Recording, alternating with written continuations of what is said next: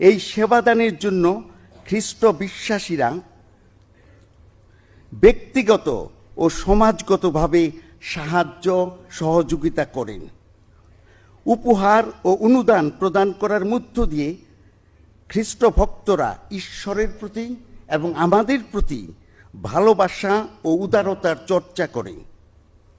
খ্রিস্ট ভক্তদের কাছে চার্চে উপহার এবং দান প্রদান করা তাদের ধর্ম ও পূজা অর্চনার একটি গুরুত্বপূর্ণ অংশ। পুরোহিতগণ স্বাধীনভাবে প্রভুর বাণী প্রচার, আধ্যাত্মিক ও পালকীয় সেবাদানে তাদের জীবন নিবেদন করেন। দ্বিতীয়ত, চার্চের আইন ক্যাথলিকদের ক্যানন ল অনুসারে পুরোহিতদের ব্যক্তিগতভাবে রাষ্ট্রীয় ভাতা গ্রহণের বিষয়ে কিছু বিধিনিষেধ রয়েছে।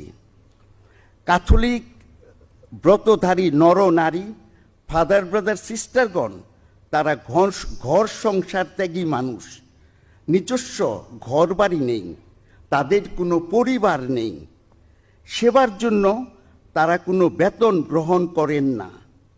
ঈশ্বর ও মানুষের সেবায় সম্পূর্ণভাবে তাদের জীবন নিবেদিত। পুরোহিতদের জন্য প্রস্তাবিত ভাতা গ্রহণের বিষয়ে বিনয়ের সাথে অপারগতা প্রকাশ করি।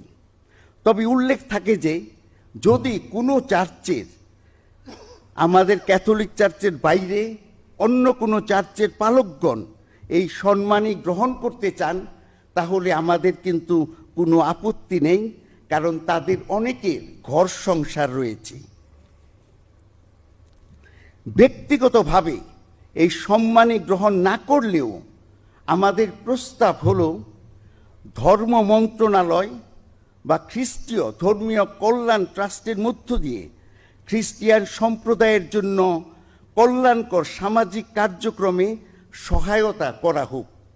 বিশেষ করে দরিদ্র ছেলে মেয়েদের শিক্ষা ভাতা, দরিদ্রদের জন্য চিকিৎসা ও স্বাস্থ্যসেবা বৃদ্ধি, বিধবা ও প্রতিবন্ধীদের ভাতা দান এবং খ্রিস্টিয়ান গির্জা ও সমাজ গৃহ নির্মাণ ও নতুন কবরস্থান স্থাপন ও সংস্কারের কাজে সহায়তা করা হোক।